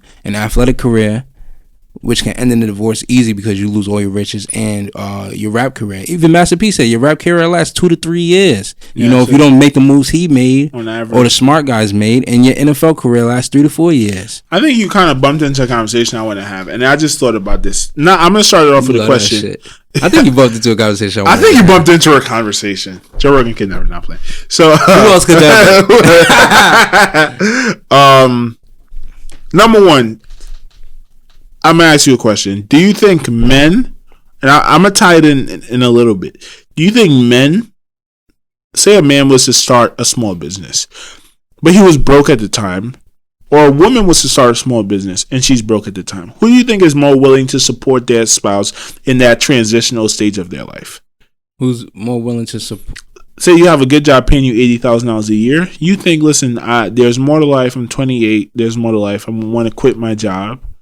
I want to start up this business, but I'm going to be broke for a few years. Who do you think a husband or boyfriend is going to be more supportive of his woman in that role, or a woman is going to be more supportive of his wife or girlfriend in that role? I think it's not close. I feel like it's just the same, You think so? Depending on their mindsets, like, yo, you want to start a business? All right, I'm here for you. I'm going to take on the road. I'm taking care of the bills, Okay. Just to be racy, I would say a woman is a lot less willing to be with a man through that transitional stage, right? I think a lot of times when men, like women, come on, I don't want to keep saying women making, fuck it, I'm being racy. I think a lot of women want a finished product when it comes to a man. They want a finished product. They want a man who's never going to cheat, which you should want. You want a man who has money, which you should want. You want a man who, has it all. Good guy, pays attention, careful with his words, takes care of your feelings, everything. Humans don't come out like that. Not at all. We don't come out well baked. You have to work for it. And I think a lot of men are willing to work with their significant other than a woman is. And I ask you the reason I ask you that is you're in a relationship. Yeah. You're a young guy. I'm in a I'm single. I don't think I want to get into a relationship for a very long time until I'm able to see or feel some sort of success. Because I think for young people, being in a relationship sometimes could pull you back. Even if you have the most supportive spouse. But at the same time, being in a relationship could push you forwards in different avenues. I just wanted to, if you were to give advice to a young guy, 23-year-old, what would you tell him? You should get into a relationship or stay single for a certain period of time. Like it depends on the situation of who you're dealing with. Like I said, that's why when the question you asked, like who would be more supportive if whoever it depends on the spouse. Down to whoever steps down to start their own business. Mm-hmm. It depends on the spouse. Yeah, because Serena been there when I had nothing, I would say, and I've been there when she didn't have nothing. Anything. You know, and I always try things out. You know, I tried a real estate business. And then we're doing the podcasting. You understand what I'm saying? Mm-hmm. So it's not like, you know, with the money we put into this, we could do something else with it. You understand what I'm saying? So we are starting something.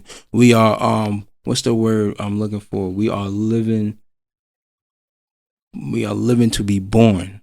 Basically, we're always starting something. When you always start something, you keep doing it. You're living to be born. Yes. When you just sit there and do nothing, you're living to die. What did you say yesterday? You can't be born until you live? No, that's what I said. You're living to be born. Okay, yeah. And that's from Leo Cohen. But you like Leo? I just wanted to see it because ToddBilli told me ToddBilli loves Dame Dash, and he was saying, "Yo, let me go see why Dame Dash hates this guy." And ToddBilli be like, "All right, this guy, people bash him for a 360 deal, but that was the first of its kind. It sounds like the first of a kind of something. There's gonna be errors." Sounds like he's a smart guy. I don't get why people hate these fucking executives. Their job is to make money. That's true, and that's what he does. But going back to the point of telling a young gentleman, 23-year-old, well, I'm 23, younger gentlemen, should he get into a relationship now or later? Like I said, it depends on who you dealing with. You gotta know who you dealing with. Let's say generally. If he's single, I would tell him to do you. You don't have to look for, because we're still young. There's so much out there, right? And that's not wrong for me to say. You're not. You know what I'm saying?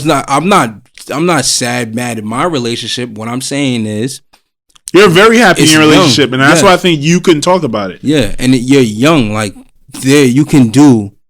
Why not just do stuff on your own? You're a man. Like, do stuff on your own. Especially as a man to a man, do stuff on your own. Yes. Stop trying to look for acceptance for a lady. I've been in a relationship since I was in high school. Yes. So it's a whole different, story. So you kind of got, not say trapped, but that's just the path. No, that's what I'm saying. Don't even use that word. No, I said I'm not going to say trapped. That's kind of just the path your life took. Yeah, and I understand. Exactly. Me and Serena understand each other. You know, right, exactly. Balances in line. So that's what I'm saying. If a gentleman's 19 and you don't have no one you truly understand, and even though it might be a positive, point, you're wasting your time. And even though it might be a positive for you and Serena to grow on your own, at the same, life is a give and take, right? It definitely is unequivocally a benefit for a young man, young woman to be on their own and grow. Yeah. However, if you find the right motherfucker, you probably shouldn't give that up just for that. Yeah, because you're probably never gonna find that again. Yeah, and it's stupid. Exactly. You two should at a certain point. It may take 1 year, it may take 2 years, it may take 3 years, it may take 5 years to understand what this person is doing and why he can't talk to me right now. Shout out to Devontae. When I was first leaving Utica, I was going to live with my girlfriend at the time, right? And we were in the car and we were having a conversation. And at the time when he said it, it didn't really dawn on me. He was like, "Bro, I think it's a bad idea that you moved in with your girlfriend." I'm like, "Why?" He's like, "Listen, as a man, I think a man needs to live by himself before he lives with a woman. Because what most men do is like, we live with our parents. I went to college, so I would consider that living with a parent. Like, you know what I mean? Because you're not on your own. But it's college. You're not really." That should give you a gist of how you would act if you lived on your own, the way you lived in college. 100%, because your parents are not there to clean anything after you. It's just you. Okay, so college. Let's say it's living on your own. You But just I wouldn't say that's the full experience of living on your own. Because you're still a kid. You're still partying every day. You're still focused on fucking 100 bitches. Like, dumb shit, right? You are, yeah. Your mind is not, okay, work, success, living on my own, finding myself. That's what I mean. You know what I mean? He's like, it's a bad idea to move out of your mother's house or move out from this college lifestyle and go directly live with a girl. You need to find yourself as a man first and maybe live on your own. And he said that's a thing that a lot of men do, which I wasn't aware of. They live on their own. They have their own spot, which they don't share with a woman, and that's their spot. They find themselves, and then in the future, you move on, you get into a relationship, and that comes together. Mm-hmm. And I didn't comprehend what he was saying. Me and my girlfriend came and broke up, and I had my own apartment. I'm like, I see what this motherfucker was saying. Mm-hmm. It's such a different experience. You grow differently. You have certain times, you have a lot of time to think about things that you would have never thought about being in the opposite situation. Mm-hmm. And that's why I'm like, I don't know, man. If I was to meet a 23-year-old kid right now, and obviously I'm single, so maybe my viewpoint is skewed, I would be like, bro, if you have a lot of goals, if you're a driven person, you probably should be single for now. Yeah. Unless you meet someone who's really like on it like you. Like, she's a football coach kind of thing, like pushing you that kind of way. I see what you're saying. Yeah, and I don't know. And that's and the reason why I would say be single for a long time, that's a lot to ask from your significant other. Right? If you're looking for that from your significant other, that's unfair. That is unfair for someone to push you that much. I know we love to say, "Oh, I want a nigga or a girl that could teach me and push me," but that is not your significant other's job. Yeah, not at all. Your job is to motivate yourself. Your job is to be happy within yourself. Yes, be happy within yourself, and look at that significant other. Be like, all right, I gotta go hard for you. Hard for you, yes, exactly. I gotta go hard for myself, but I gotta go hard for you. And as a young man, right? I'm sure you probably go through this a little bit, or all the time. Is that you, as you're saying, you're going hard for Serena. It's a balance. You have. I don't know if you found the balance yet of going hard for yourself and going hard for someone else. Because when you have a significant other, it's like taking care of a whole nother human being. Hell yeah. And it's time taken away from what you could be putting into yourself. That's true. Now, if you have a significant other that's putting into you as much as you putting into them, it's like a swap of energy. That's true. You know what I mean? And so it's tough. It's tough. It's tough, but you also got to think the benefit of family. Like, me and Serena don't have a family. That's soon to be. Nick, you about to be a godfather. No time soon. No time soon. There's so much on the plate. You know, we the good thing about us being born in this, what's going on right now, medicine, we could live a lot longer. You understand what I'm saying? And anything with birth, you know, God knows what can happen in 10 years. Yeah. You know, if she has a kid, she's 30 and have her first kid. You understand what I'm saying? You know, it's Absolutely. A lot different than it was 20 years ago when people having kids when they were 20 something. 100% feel like a kid takes away. A relationship is fine, you know, because family is important. But having a kid takes away so much of what you want to do and what you can do from you that it shouldn't even be a thought if you don't have the wealth. If you don't have the wealth, and I'm not saying I'm trying to get wealthy first. What I'm trying to say is I need to tackle certain things. In today's world, you should be saying you need to tackle certain things you want to tackle before you're busy taking care of a kid. Absolutely. You know, and this is no disrespect to anyone that has a kid and feels this type of way. But as you're going through life and you realize, yo, wow, if I had a kid right now, I wouldn't be able to do this, do that. And what I'm saying, family time is so important is because, like, that time I spent with Serena, I look at it as like, all right, this is family time, you know, time to spend with my lady because I did this and this. And that's an investment. And this is why I wake up around, depending on what time I work out, 4 a.m. or 5 a.m. to go work out or do something to benefit myself because I don't have the time later on. And that's what you might have to do. Put that, yes. You have to sacrifice time. I mean, that's what happens when you get married or you have kids. You have to reschedule your day. And what you're saying is absolutely right. If you're accustomed to sleeping till 6 and now you have a kid, hey, bro, you're gonna have to cut that shit till 4 so you can do what you are supposed to do as a man and not rob your kid, your wife of any time in their of their day. That's the most important thing. Yes, it is. To anybody, some of our family. You know what I'm saying? Even like when my family came in the other day, man, you know, I was hyped to cook. Yep. You know, this is talk about my food, all of that. And did we talk about your food last week? If we didn't, I'm not. Hey, Malcolm threw it down. Look, bro, Nick throw it down too. Don't even put me and you in the same conversation, brother. No, show me love, nigga. You don't even cook nearly as good as I do. Am I capping? All right, this is not about me. I'm just saying you could cook. My son Malcolm did some candied yams, fire. A lot of carbs, a lot of sugar in that motherfucker, but it was fire. Mac and cheese, fire. What else you did? And I just cleaned the chicken. That's all. Only made those two things. He did do some bad shit. He tried fried the chicken skin. That shit was good with sauce on it. This nigga made fried chicken skins. That shit was good with sauce. I just spit on this mic. Pause. I feel like I fried. But yo, I want to talk about having your own. Like having your own is so important. I'll make it quick. Having your own is so important in life. Like you talking about, what is his name? Dante. Dante. He was like, yo, you should live on your own. Right? That's you having your own place, understand yourself and everything, bro.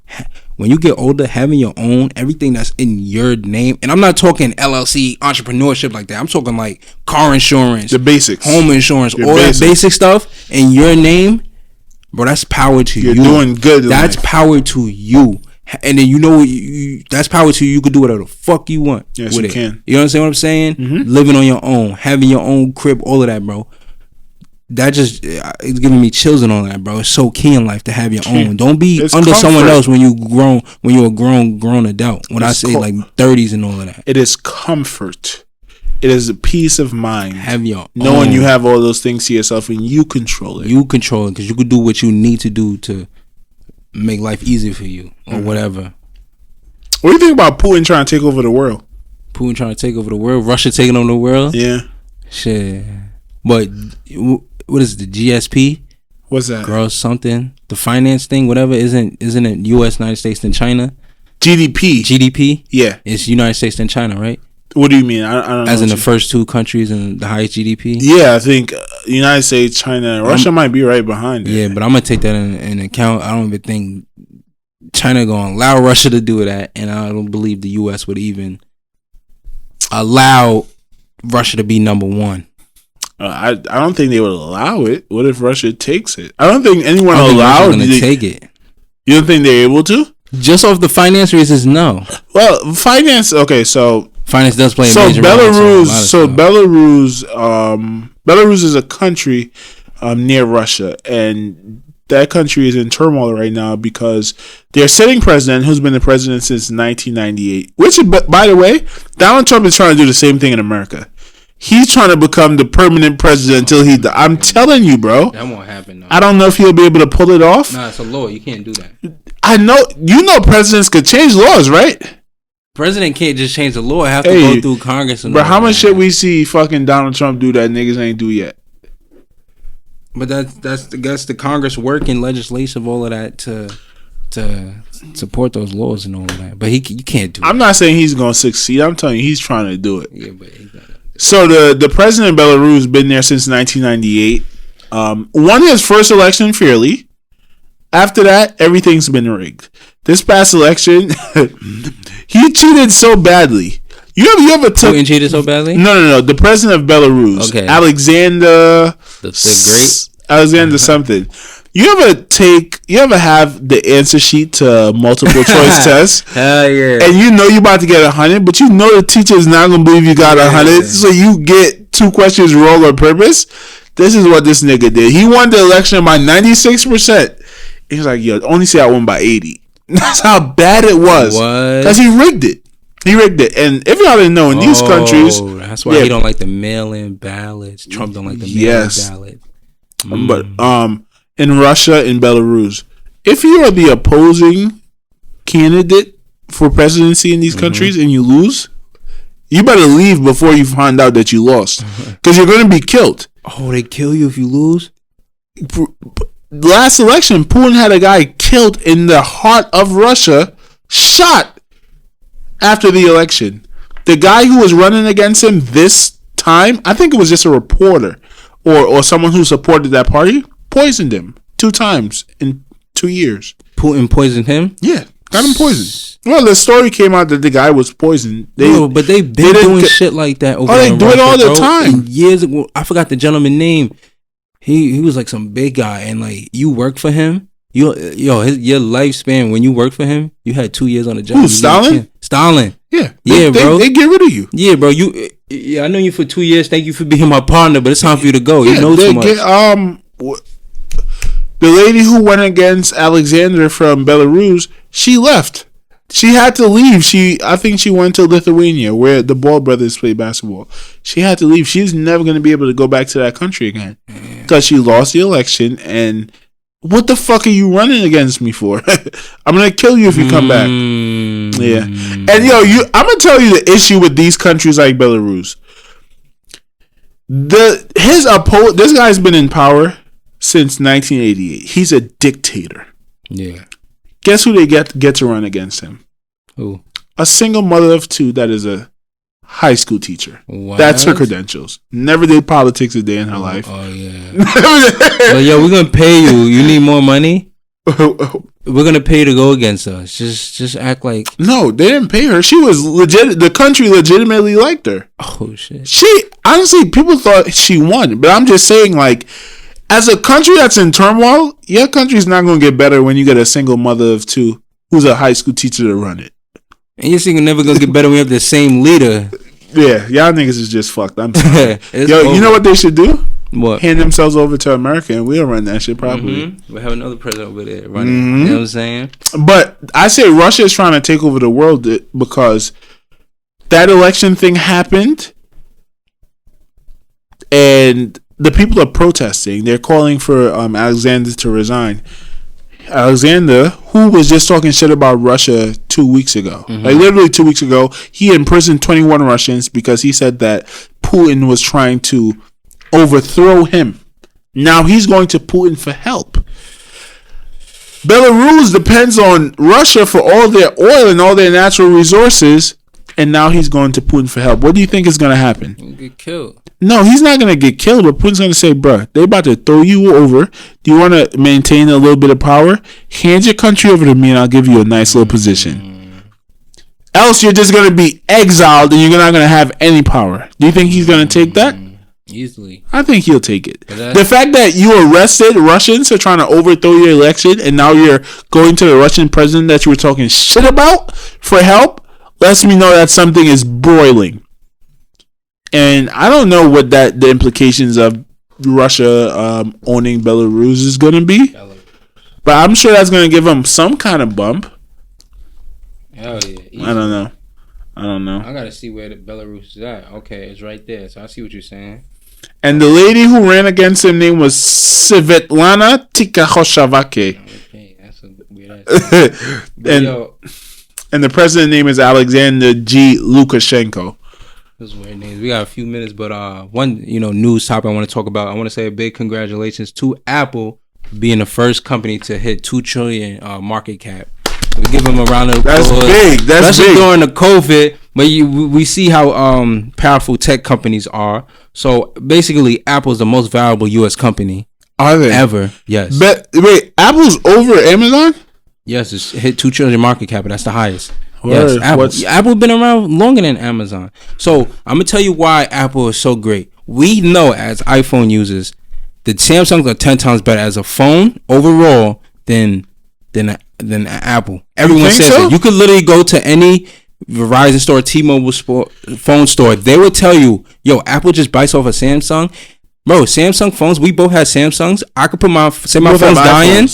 No, I'm saying if we both had Samsungs, put your phone down like you had it. I mean, Nick, I need to charge my phone. He'd be like, all right, here. I just go like this. And give me some charge? My phone would charge right now. That ass? Swear to God. But, not to cut you off, but as you said, professionals who know about phones say that Samsung is better. However, the average person agrees that an iPhone is better. And I think that's the issue.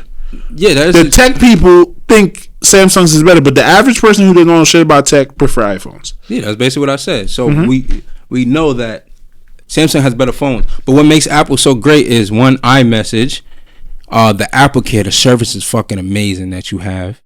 where you get, so you could go on your phone, bring your phone in, ship it or whatever. They have Apple TV Plus. This is why they're $1 trillion company. They have a credit card. Their healthcare business, bro. The Apple Watch, any health thing on your phone, it's gonna accumulate to a healthcare business for them. It is. And the App Store takes 30%.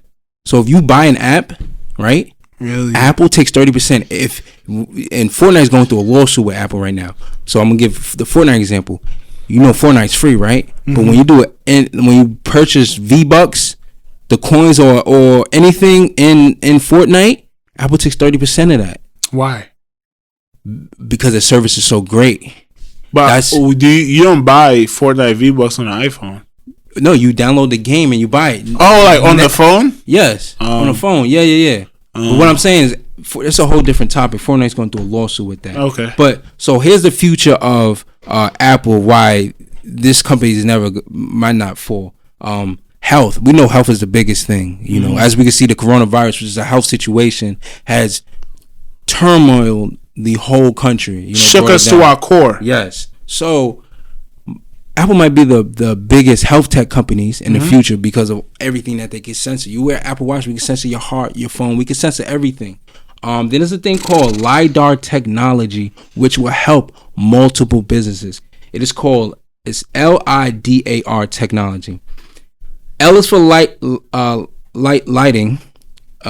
D is for detection, the A is for and the R is for ranging. So basically, it's on the new iPad right now.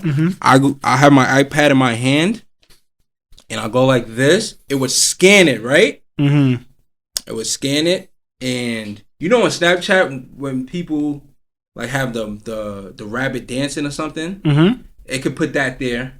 It's called the augmented reality information, right? So let's say I have the iPad and it's scanning everything, right? It could scan everything right here, take it, right? Put it in your phone. You could edit it. You could put, if you have a construction business, you could work on, okay, I want to put a door right here. Yeah, designs, in-home furniture. It's also great for health because I'd scan it and I'll have a skeleton right here. And then I could show the person like, yo, this is what's happening to your body and stuff like that. For real? Yeah, so this is the future of I think tech. You just brought something up. I think Apple is going to take over the healthcare business because we see where it's moving towards, what's the word I'm looking for? Like technology. Innovation. It's a word for it, but I can't remember right now. They're going to buy up all the small companies. Yeah. Because they're into health. And they're $2 trillion. They're gonna offer every single startup company, hey, give me $1 billion for that patent. Give me $1 billion. Give me $1 billion. They're gonna be I forgot the name of the word, but whatever electronic healthcare system is. Yeah. Think about what you could do with sports when you could scan everything around, like, yo, and then move the guy around and stuff like that. Yeah, that's dope. Like, it's amazing what you could do. Even though our NFL has a sponsorship with Microsoft, but that piece of technology is key. And it's dope. I don't see Apple ever stopping anytime soon because the credit card is new, Apple TV Plus is new, the health stuff is new. It's crazy. No, that's dope. We should actually talk about that. Do a deep dive on that next week. Yeah, I want to do some research on that, guys. Thank you very much for tuning in to this podcast. You know what I mean. I hope you guys enjoyed it. We try our best to give you a great show. Yes, sir. You think we had a great show today? Of course. Okay. Split out. We out.